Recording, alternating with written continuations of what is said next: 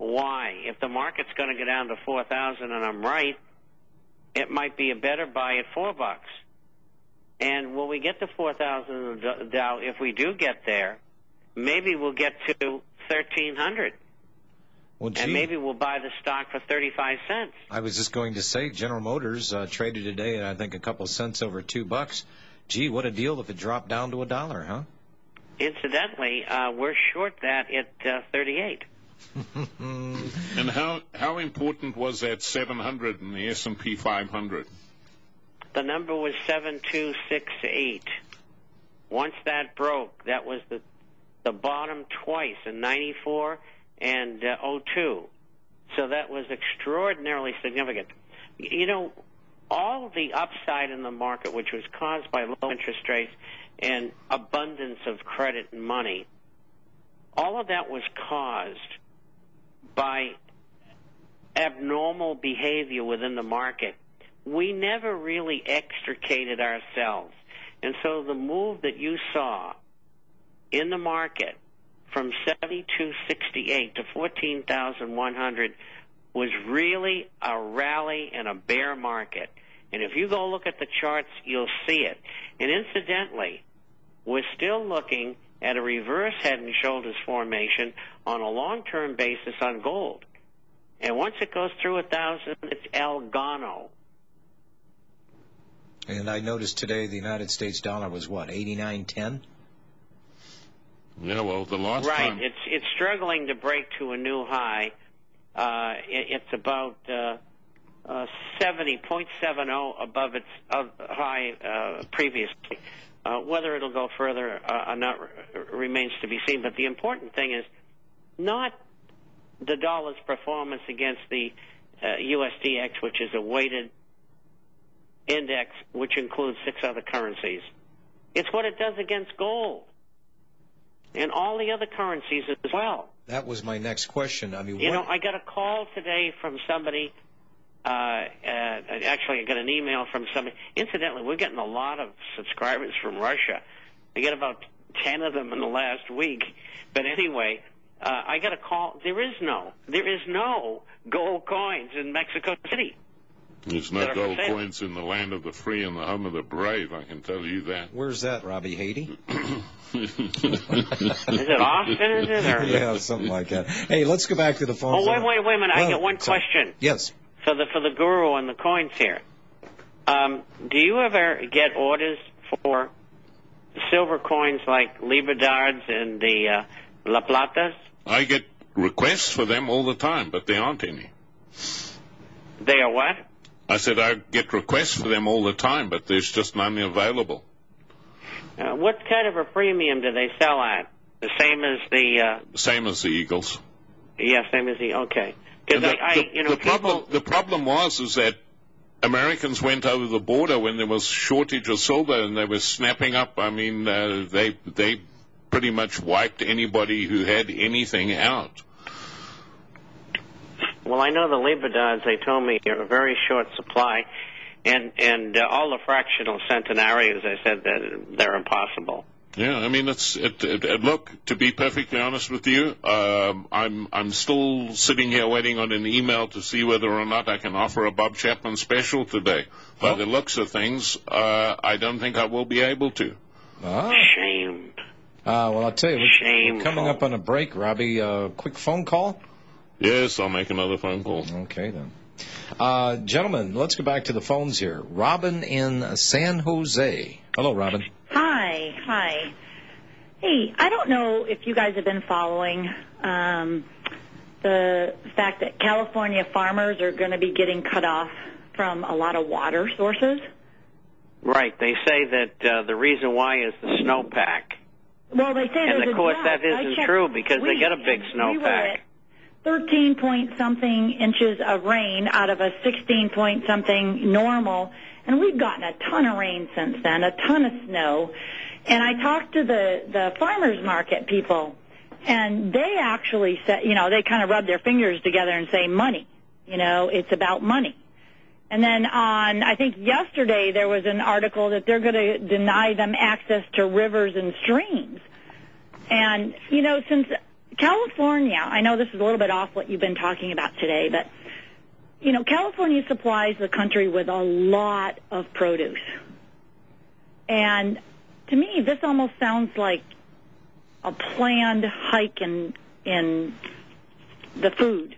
And keep something in mind, Robin. I keep asking the question, when people are talking about water and scarcity of water, global warming, climate change, arid region, you're in California. Look to your west. What's that big blue floaty thing out there? Isn't that called the Pacific Ocean?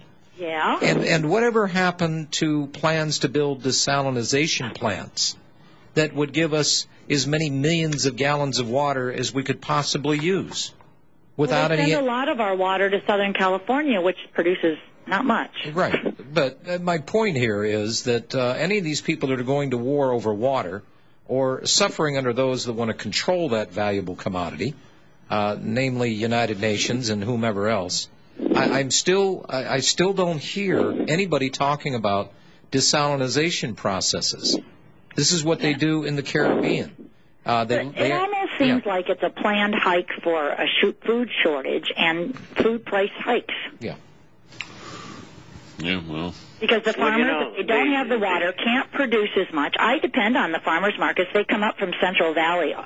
And, you know, I have, you know, vendors that I utilize all the time. Well, wait till the illegal Mexicans have to leave the country and they've got to start paying real Americans to go out there and do the back-breaking work. Wait till you see that cost rise, even though we did this a long time ago. I won't go down this rabbit hole, but it's not that much more in producing your produce, bringing it to market, and actually paying somebody something that they would go out and do it.